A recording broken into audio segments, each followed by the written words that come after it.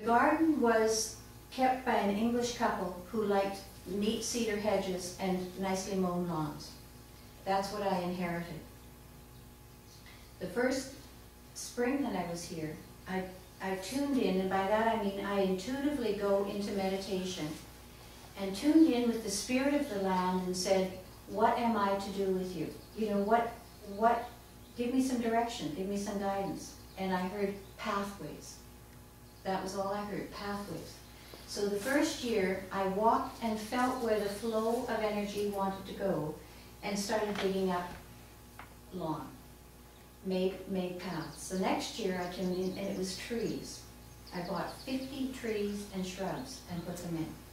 When we go outside, you'll see, I'll show you, I'll introduce you to some of the trees who look like they were just little blips on the landscape for the longest time, but now they are quite mature.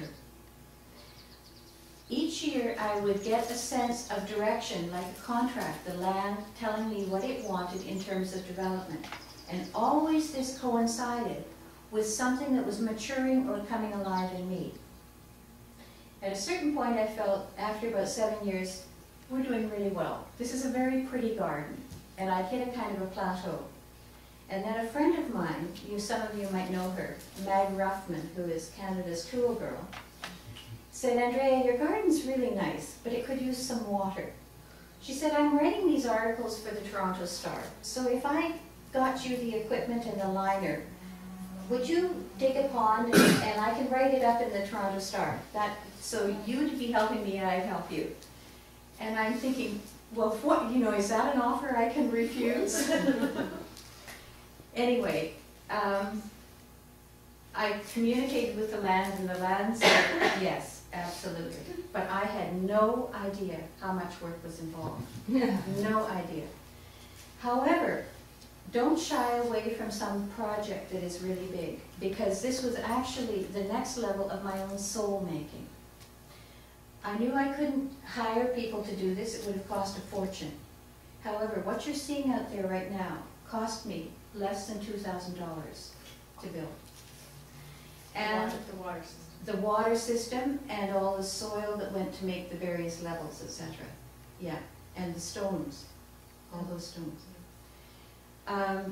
We began digging, and by we, I mean anybody, anybody that I could say, do you want to come for dinner? And can you bring your shovel? So friends and family, and what happened were the most happy-making kind of barn building, pond digging times of community generation in the creation of a project, of a dream. Ingrid helped me in the beginning when I said, I think I want it to go like this, and I want these levels, and my father talks about berms and height and how important that is. So I figure if we can take the soil that's down at the bottom of the pond, which is mucky, mucky, heavy clay, and move it somewhere else, we can create a more dynamic landscape. And Ingrid drew it all out, which I totally ignored because I can't figure out drawings. But she was encouraging, and she sometimes brought her shovel. And Mag Ruffman not only gifted me all the equipment, because her brother had a pond business in California, so all this marvelous top-of-the-line equipment and liner arrived.